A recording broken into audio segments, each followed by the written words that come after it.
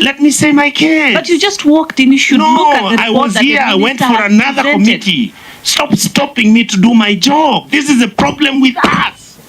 Okay. Allow me to make my case. Onyonka, order. Onyonka. You don't have to shite or bang. You've just served the purpose you've come in to do. Okay? Let her defend the system. No. You've just served the purpose you've come in to do, which is make your political statement.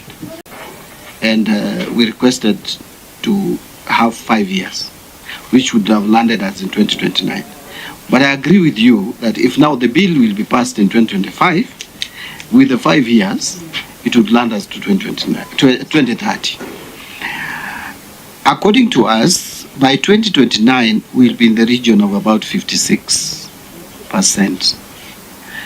If we get up to 2030, I don't think we have any reason not to land at below 55 if we maintain our fiscal consolidation. So that... Are you proposing we just amend that to 4 years? No, I would still be comfortable with 5 so that it lands us on 2030, and we'll be sure that we will not ask for any other. There would be no, unless again we drop the ball, there would be no any excuse not to have. Thank you. CS. My worry is that I think we are actually dealing with what doesn't look substantive. The reason for that is that we are here discussing about the regional intention of initially agreeing that the debt to GDP ratio was basically going to be the standard which we are going to use, just like I've had my chairman say that even in America or Japan, they're now at about 100%. But what he forgets as an economics student, what I know is that the fundamentals that exist in America and Japan cannot be compared with Kenya. We are still an agrarian society. We are still a country that is basically running our republic as a Ponzi scheme. And the reason for that is you were there. Unfortunately, we did not do what our job was, is we allowed the executive to now go and borrow money any which way they want, and there's nothing that can stop them, and the Senate and the National Assembly have no role to play. So my argument is all these things that we are talking about convince me, my brother, that we are not going to borrow anymore for recurrent expenditure. Because historically, Kenya as a country has always borrowed. All of you have worked in the ministry. Why were we borrowing?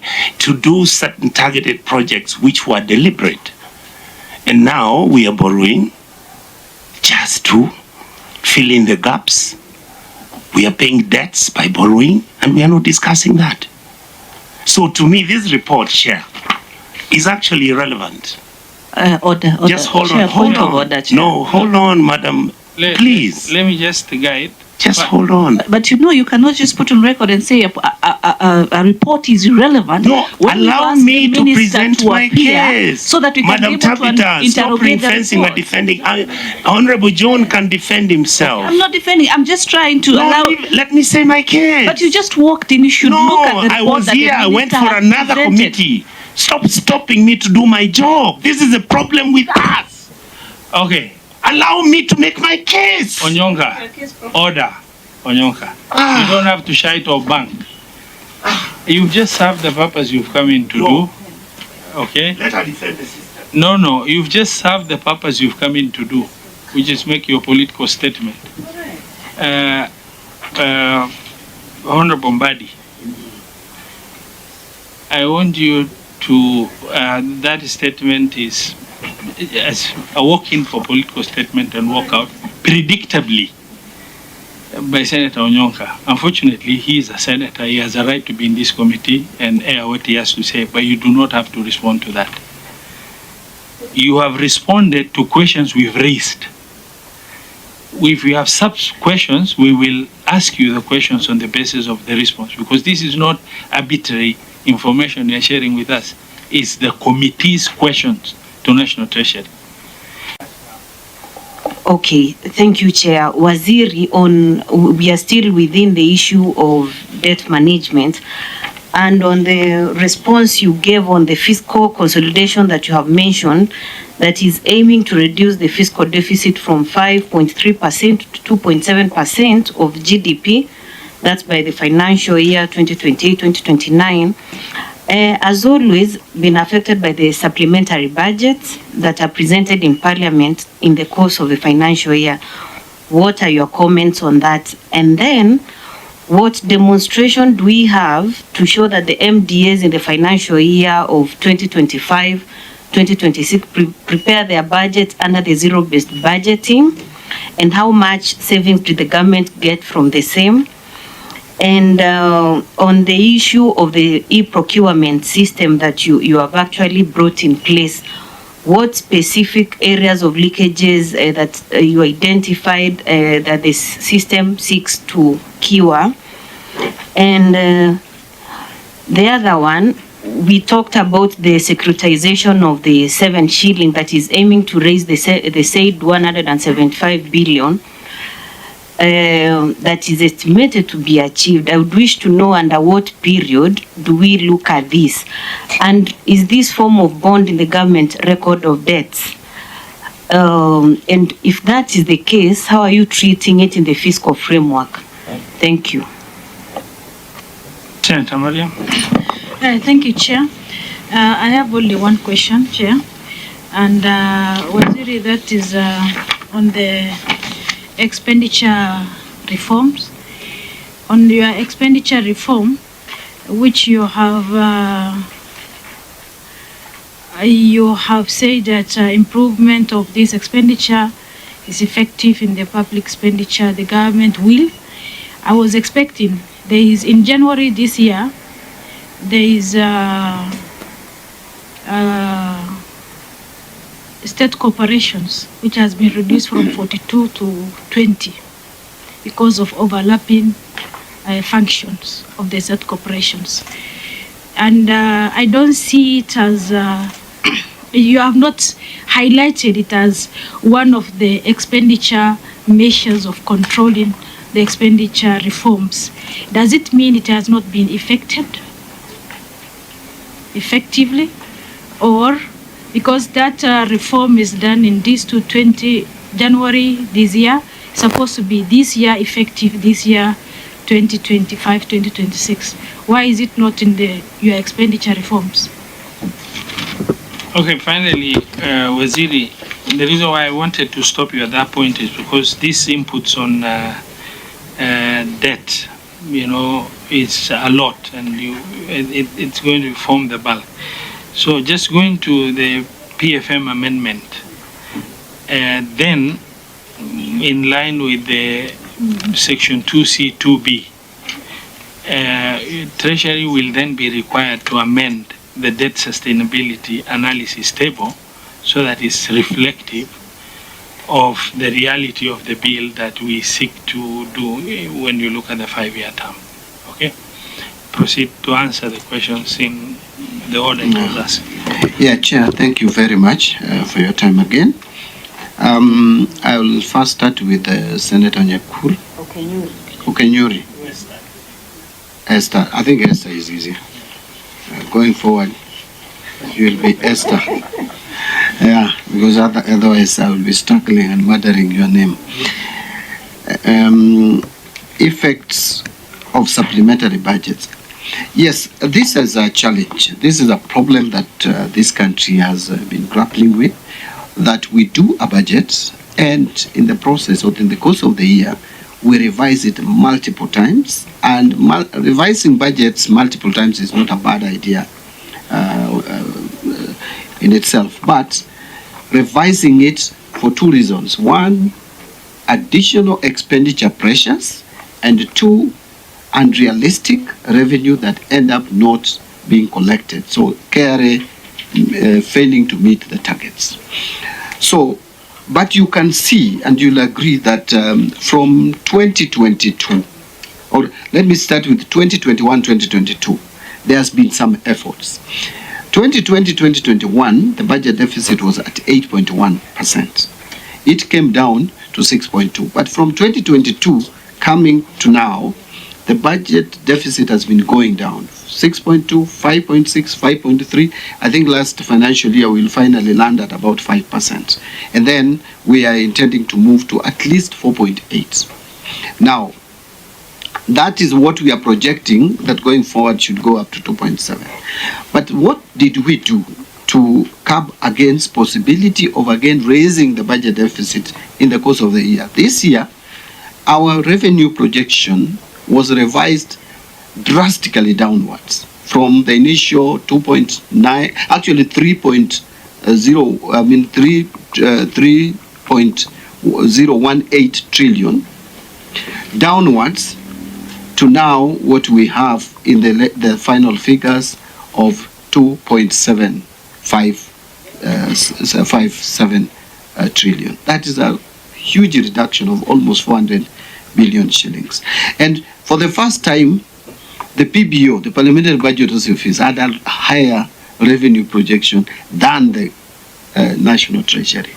And so to us, we wanted to start, because the moment you over-project revenue, you're clearly giving people appetite to spend what we don't have. And so that is one strategy. The second strategy is now for the National Treasury Cabinet Secretary, who is myself, to now contain the expenditure pressures together with the entire executive. I'm happy that the executive is alive to the fact that we don't have the luxury. From the top, the head of state, the head of government, he knows and he talks about it to the cabinet every day, that we don't want unnecessary expenditure pressures. We have dealt with some, like the CBA implementation for teachers. Fortunately, last year we did quite a bit with the other civil servants, especially the disciplined forces. So we don't have that pressure this year. There would be pressure of security. We hope there will be no much insecurity in most of the sections of this country. Whenever we have those insecurity situations, you have to intervene. I'm also praying that the weather gets the way it is or gets better, so that we don't have issues with feeding our people, which is again another area you cannot run away from just because you want to have that fiscal discipline. So with that, I would be able to resist any other pressures coming to me on Article 2 to 3 and the rest. Let me move to MDS. Yes. Chair, through Yes. Chair, Yes. before you move through Chair, in your earlier submissions, you talked about the issues of the bonds. And I want him to finish with Esther's. my apologies. Proceed. I could finish, then the Vice Chair can raise. Now, on the MDS... Waziri, yes. I want to request the senators, let him finish the response to the questions asked. If there's any follow-up, you can ask, but so that we can exhaust, we don't do back and forth. Proceed. So, sorry, Chair. On MDS and preparing the budget, zero-based budget, we did it. We have implemented this for the first time. 2025-26, we did the budget under zero-based budget. It was not perfect because, you know, when you are doing something for the first time, there are a lot of complications, misunderstanding. But I will tell you that we had onboarded, if missed, the zero-based budget. And so going forward, it's going to be improved and become better. But we have started the zero-based budgeting. E-procurement, what specific leakages to be dealt with, or what do we expect to realize from this? You see, the way we have been procuring our goods in this country has been open to abuse because it is purely manual. It is to an extent guesswork. In fact, even our procurement laws allow a lot of space because we started saying the lowest bidder, then we moved lowest evaluated bidder, and all this kind of terminology, or the most responsive bidder. Then we have, so you find people carrying cartons of papers, submitting, and then all of a sudden you are the lowest, you're the most competitive, but you are told you did not attach KRAP. That alone knocks you out. You move to the next, who probably quoted even 20-30% more than you, and it is deliberate. Now, what we are saying, if you do it through the system, those will be eliminated, and it will be real time. Everybody is putting their information in there, and everyone is seeing it. And now you cannot come again and say that probably Senator, the chairman here, did not attach ETC, and yet it can be seen in the system. Even evaluation will be done in the system, or being done in the system. And this we said from July 1st. So anybody who fails to procure through the system will not be paid. The payment will not be made.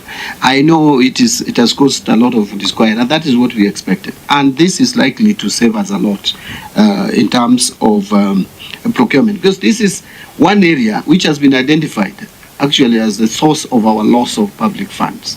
And you will agree, if you have been in this country, and I know all of us have been around, even if you are not doing business, just talk to business people. It has reached a point in this country where genuine businesses cannot even win tenders. You hear that for you to win a tender, you have to know somebody somewhere, or you have to influence the same.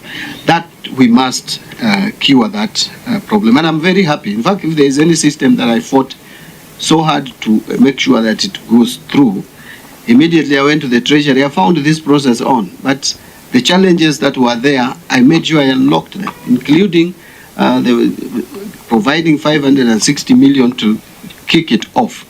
And I actually, this is the first, I think, Article 223, the fund that I gave through Article 223. This is the first one. And I think I'm very proud of it. Now, on securitization, is it in the GOK debts? Of course, it is. It must be in our books. But, you know, you can finance an expenditure in two ways, on budget and off budget. This one is an off budget financing. It is not a loan. What we are saying is you are selling a right. And by the way, those of us who are accountants, we know you can sell a right. You can sell an asset. You can receive receivables in advance. And that is what we are doing with this securitization money. I've had people say, what after you have securitized? So what else will you securitize to make sure that the work on it? We are saying this, that the moment you securitize and sort out the historical bills, we don't intend to again continue incurring those historical